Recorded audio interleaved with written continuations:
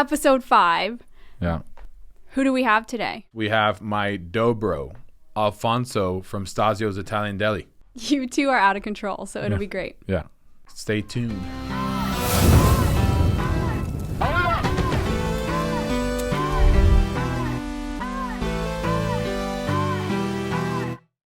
Well, when I was 13, I started making pizza. My parents had restaurants since I was a kid. So I started making pizza when I was 13. So you were kind of forced into the business. Something like that. When you're born into the business, not really. Right? It's just something that I started to do and I was pretty good at it. So I was forced into child labor when I was 12. Well, you were also 6'1" at 12, so they didn't know the difference. Right, I didn't know the difference. But I was selling ice cream. You were making pizza, yeah. And you always had that idea that you guys wanted to do an Italian market. Somewhat, yeah. I always liked it, fast pace. You know, the restaurant business could be grueling. We open at 7. Could be. Or is grueling. Is grueling for the folks that listen to this that don't know about the restaurant business. That want to go into restaurant business. Yeah. Because it's awesome. It's awesome. All the cars are parked in the parking lot. You must be making tons of money. Actually, let me ask you about that, right? How many people a day tell you, oh my God, I love the restaurant business. I want to go into it. And yeah, that part, you're making so much money. Well, not as many as people that tell me that they're an awesome cook at home and all their friends think that they should open a restaurant. Oh man, you don't understand how many times I hear that. And I'm like, yeah, you should open a restaurant. How do you feel your style of business is in terms of the restaurant? You're a little more involved. Yeah, I'm way involved. Way involved. Yeah, right? So I run the day-to-day. You run the day-to-day. I'm not in the day-to-day. Right. I'm more of a father role. I just walk in. I am also a father role. I know, you cover that. Yeah. I'm just saying. But you're there every day. It's grueling. Yeah, every day. Every day. Everybody has a different way of running their business, right? And I think as a whole, when you're in the day-to-day, it's a little harder because I would tell you that I'm short fused if I'm in the restaurant every day. And you would be more stressed, yes. more short fused, because it's like you're doing the same thing every day and you still don't get why. But that's the only way I've ever known how to do it. Until recently when I stepped away from my pizzeria and now I run Stasio's in the day-to-day. So I've learned over the past 2 years how to run a business from afar as opposed to spending 100 hours a week. How did it feel at the beginning? It was tough because I wasn't there. Right. Yeah, I mean, maybe that's my problem. I like to be in control of situations. So I think everybody in the restaurant business is a control freak. Right, because there's so many things that can go wrong. So many. A lot of people aren't understanding if your food is not up to par or if an employee is rude. You know, it reflects on you. So if you're not there. Yeah, there's a lot of moving parts that I think a lot of the consumers don't get, right? The fact of the matter is we're operating not only with food and making sure that it's cooked right, that it tastes right, that it's kept at the right temperature, that it's kept clean, right? Then you have to deal with the people factor. Yeah, how long they got to wait. They don't understand that their food is different than other people. You know, some things take longer, Unfortunately, I wish I can go around to every table with every person that works there and make sure that they say the right thing to a customer, but you can't do that. So you have to worry about so there's a lot of factors in it. And sometimes, because we're small businesses, we're running, I don't want to say from the seam of the pants, but I'm just saying we don't have the training that these big corporations have, right? Yeah, so they have training people, they have training programs, they have, people that they can go train for a month, and we're like, you're hired. Yeah. When can you show up? Oh, 10 minutes? Great. Boom. Here we go. What's here's my training? Apron. Yeah, here's an apron. Don't worry about it. Don't worry about it. Don't cut your finger. We'll be all right. Everything's good. Yeah. Right? So it's just like, okay. And then people ask me, when you're trying to replicate, they ask you so what's your training like? Here it is. Wipe this table down. Help that customer. Friday night, baby. There. Put on your apron and watch the guy that's making tacos and just mimic him. Yeah. So that's the tough part about obviously expansion and going into other concepts. So you share the same thing, right? It's always been the same. No training manuals, no. No, after a while, because I'm there all the time, I train the same way. Right. So now I've been working on training somebody to train like I would train. And it's not simple. It's not simple. Even if I write it on a piece of paper and give them step by step, it's not simple. Why do you think that is? Because in the restaurant business, a lot of people have worked in other restaurants and they've learned so many ways. Right. So they kind of just feel like they know and like they have experience, so that, you know, maybe it's an entitlement thing for people, like they feel like they're like, I've been in this business, I know the way it's supposed to be, but you don't know the way I want it to be, or my standards of running a business. Yeah, because obviously everybody's standards. So a lot of people take different things they learn from somebody else. Like somebody can go work for you and learn one thing one way and then come work for me and then want to bring that same thing to me, but necessarily I don't do the same thing you do. How do you feel about the industry right now? I mean, we just had COVID, right? It's been rough. You guys never stopped. So if I was in a full service restaurant, I'd probably feel different than I do now because, it's worked out, thank God, better for us. Because you guys were able to achieve, I mean, to maintain your business up, right? Well, because we have the market, I have prepared foods. People can just come pick things up. They can, a lot of people have started making their own pizza, so I sell flour like crazy now and ingredients to make pizza at home. A lot of people have been doing that, finding other ways to get food. So it's been good. Can't complain. Can't complain. My pizzeria is by a movie theater, on the other hand, and it's been a little bit slower because a lot of that business has been generated by the movie theater, but we're holding our own. I was in the family business too, with supermarkets and with ice cream. And it's I mean, working together is interesting. It's another full-time job. It's good though, because you know who you're working with and you can trust the people that you're working with. They're going to do the right thing. They're going to do the right thing. Because we have similar visions in what we're doing. Right. So that's good. That's a good part. But as you guys probably eventually expand, that's going to be a little bit more difficult. It's easier to know, like I said, that everybody has the same vision in it. So if I know that I have to leave my father's there or my sister's there or my mother, they're gonna hold it to the same standards we talked about. Right. Rather than I'm leaving somebody else there, which not that somebody else can't do a good job, but in the business that you guys are in. Yeah, it's pretty specific. It's very intricate. There's a lot of different things, we make the bread, we make the sausage, we make the pastries, so everything's made there, and there's a lot. It's labor intensive. Very. Why do you guys make your own bread? Or why do you guys make all your own like they make their own sausages? It's stuff like that. Like, I don't do my own sausage, to be honest with you. I don't have the space or the time, we've always been making our own bread. My father's always made his own bread. And your father gets there at 2, 3 in the morning. I don't know how he does it, but I have mad respect for your dad. He's a beast. He's a beast, man. Hasn't changed. No. Fucking works hard. Sometimes I wish he would take a break. But that's just him. So a lot of people pull it from like up north, being from up north in New York and all the delis over there. But that's what they do. That's... like a lot of places do that. So it's just natural to do it like that. So you're saying that in the Northeast, people do that normally? That's what everybody does. All the markets do their own sausages. Not all of them, but a lot of them make their own sausage. A lot of them, A lot of them do that. And you guys bring a lot of products from Italy, too. Import a lot of products from Italy. Your coffee's Italian, which is great. It is. It's amazing. Nice and strong. It's strong. Nice and strong. So I mean, it's an all-around deli. If you haven't been, I think it's unique. It's a different place. We're happy with it. It's been very good. Because I'm in the barbecue business that has the frequency of a snail, which is like maybe once or twice a month. Right. I decided that I wanted to go into a business that has more frequency. Right. And I kept bothering him about I wanted to do a pizza place. And what happened? And we're doing a pizza place. I came in and I said, hey, we're doing a pizza place, and I think I found the place. Yep. We have a meeting next week. You got to show up. It's been like 5 different pizza places since we started this. Why? Because I'm technical. Yeah, no. Yeah, we've really gone through it. That's why we're buying this super, super state-of-the-art oven. I think it's going to be great, this oven. By the way, the name of the pizza joint is called Pigzza.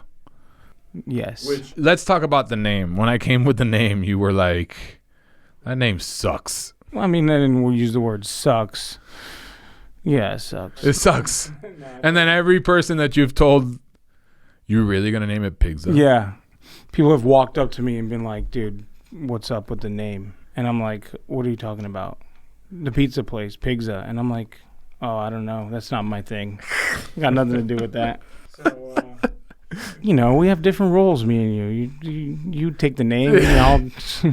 I just thought it was funny because it's been such a tough sell to sell you on this name. Yeah, but I understand you're you know, one way or the other, people are going to, right. They're going to hate it or they're going to love it. They're going to talk about it. Yeah. They'll learn to love it because it's going to be fantastic. It's going to be beautiful. I don't have time for that. But anyways, the name, right? It was, I mean, I've been fighting with people about this name, and I said, you know, the most important thing is obviously in the restaurant business, in my opinion, right, is just remembering the name. And if it's too hard, people don't remember it. I mean, there's times where I don't even remember the name Glass Knife. I have to ask somebody, hey, do you know that dessert place in Winter Park? Yeah. Because it's the Glass Knife. Yeah. 3 words. And also, I've been listening to I frequently listen to podcasts, and there's one called Smart Pizza Marketing, and he did a place called Cowabunga Pizza. And then I was thinking to myself, you know what? Cowabunga Pizza? Yeah. Really? Yes. And then I was like, you know what? I guess Pigzza's not that bad. So after you heard that, that's when you decided that Pigzza's not I mean, bad. I get what the guy was trying to do. Teenage Mutant Ninja Turtles, Cowabunga Pizza. I mean, you know, there's nothing wrong with it. But I'm just thinking of like the involvement of a name. And I'm thinking about other names of pizzerias, like, you know, like Mellow Mushroom.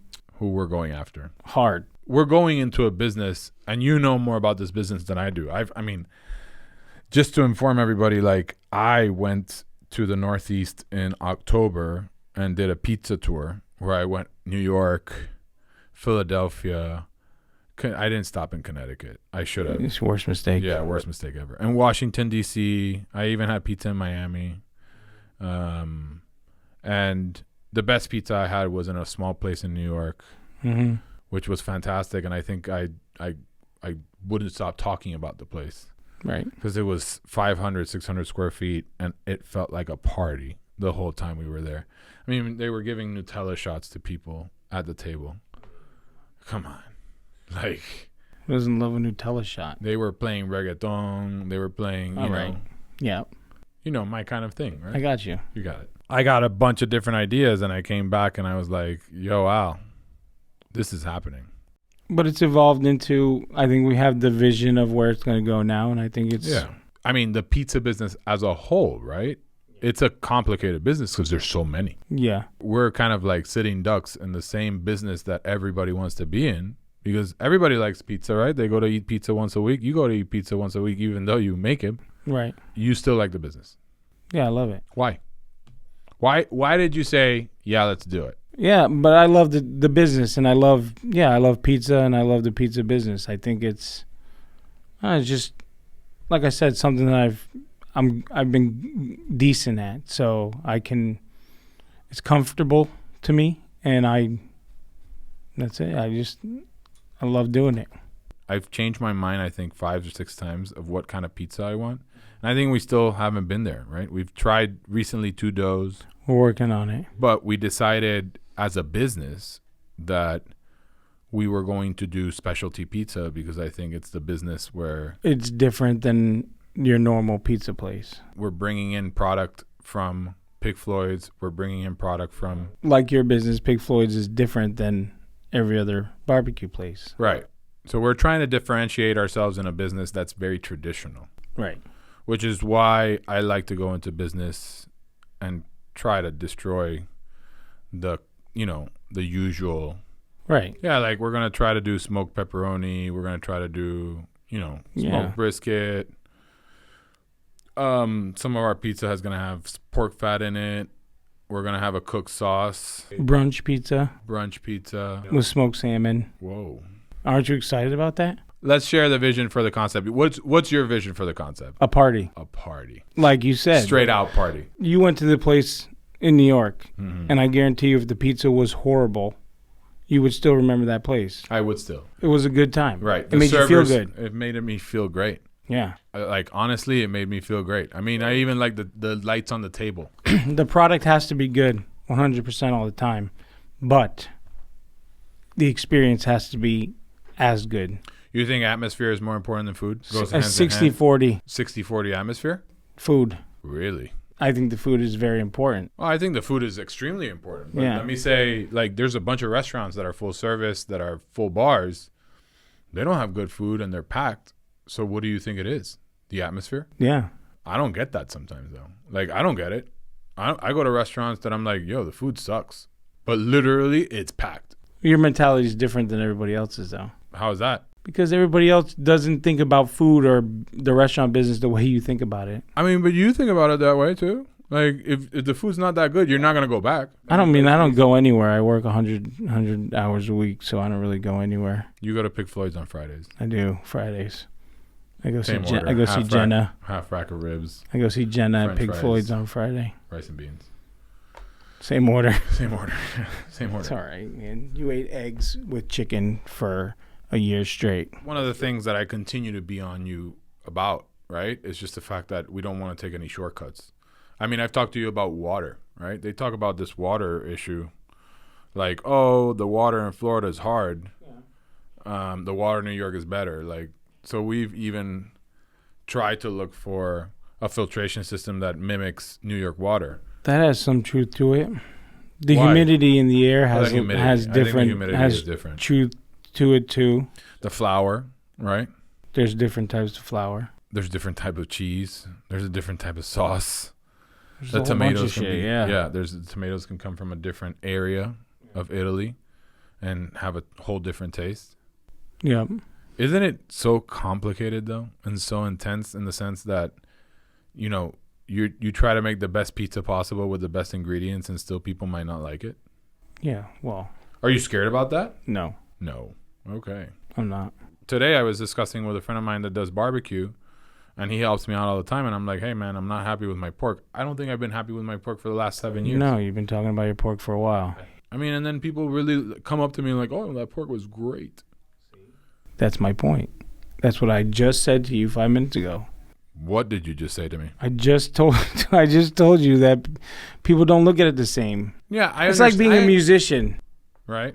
If you're a musician and you listen to music, you can pick up on people's fuck-ups in the song. Who's your favorite? John Mayer, right? No, not at all.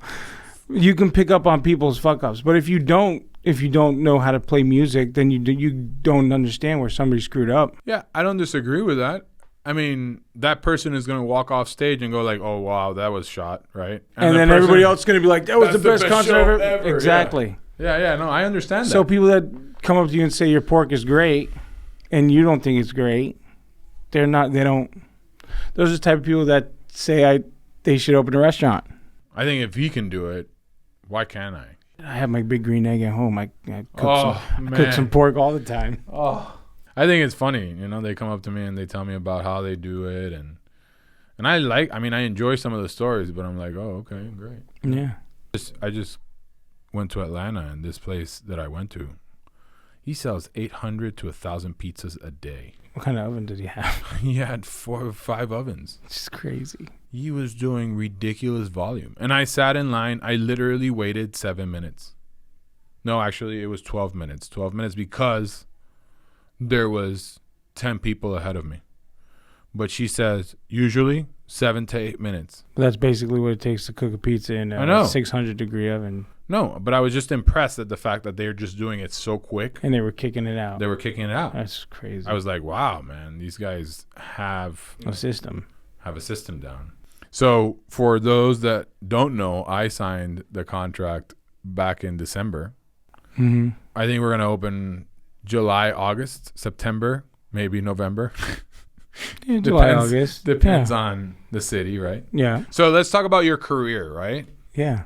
Is there an oh shit moment in your career where you're like, oh shit? Yeah, the first day we opened Stasio's and it was insane. Were you nervous? Yeah, because of the unknown only, but not from doing. But just we opened without announcing it, and it was crazy. Crazy. It was beautiful. How long did it stay crazy? That day? Oh no! It stayed crazy for a couple months. Yeah, 3-4 months. 3 or 4 months. Crazy. Yeah. Yep. Mob. Yep. Yeah, full service doesn't seem to open and be like wild. No. I think it takes more time in the full service business than it takes in the fast casual one. Fast casual is just like the first 3 or 4 months. It's crazy. People just want to go. Try it. Give it a try. I guess it's because it's a more attainable price range. It's in and out. It's in and out. Go. They're not willing to spend. I mean, they're not going to spend $30. Usually fast casual places are fun, vibrant places. They're not like, so how do I dress to go to this place? What do I got to wear? What I got to, That's true. Are my kids going to act like crazy animals? How do you keep saying? Because you work a lot of hours, right? How do I keep saying? Yeah, everybody sees us in the restaurants for long hours, right? And everybody asks like, oh, so what do you like to do? Believe it or not, I got problems. I like to drive in my car and think about where I could open more restaurants. Isn't it funny, though, that you drive for like an hour and then sometimes I'm talking to you on the phone and you're like, oh, this location is great. Yeah. Why don't we do something here? But that's just how I operate. And being in my car and by myself and it's quiet.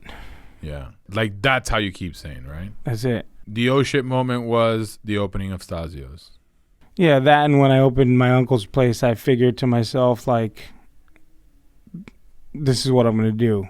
You decided at that point that that's the restaurant business and you're going to follow it through. That's it. You made that decision. Yeah, because I'd always worked with my parents in their restaurants and ran them for them or worked with them. And then when I opened that one, I said to myself, I didn't go to college. This is it. This is what I'm going to do. Would you consider that your aha moment? Like, okay, now I figured out exactly what I want to do with my life. And let's go. You've never looked back? No. Never thought about it different? I mean, how many times do you think about doing something different? 10 times a day. It is a thing. Yeah, I mean, of course. Everybody does it. 5 times a day I want to sell my restaurant. But you don't. No. Because you love it. Yeah. I think I like the business too much now. Yeah. That I want to go in deep. The deeper the better. The deeper the better. You should cut that out. Yeah. Don't cut that out. The opening line. The name of the Deeper the better. The deeper the better. Deep dish. There you go. No, we're Stuffed crust. Stuffed crust. We're not doing stuffed crust. All right. We'll run a special once a month on stuffed crust. Oh, Yeah. Yay! That's a happy medium. Al. Thomas. It's been great having you on. You were a little nervous because this was your first podcast. Yeah, I'm but glad I like that we it. popped I think your we're going to cherry. have to open up a show. Huh? We'll have to do another show. We're going to have to do Sideshow. one. A sideshow. We are a sideshow. We are a sideshow. We might get a reality TV. So I could end up in jail if that happens. We're not going to. All right. Pigzza is going to be opening, obviously, June, July, August, September, October, something in that vicinity. We'll have a show. Yeah, we'll have a show. Thanks for coming in. Thanks for having me. Yeah. Yeah. Yeah.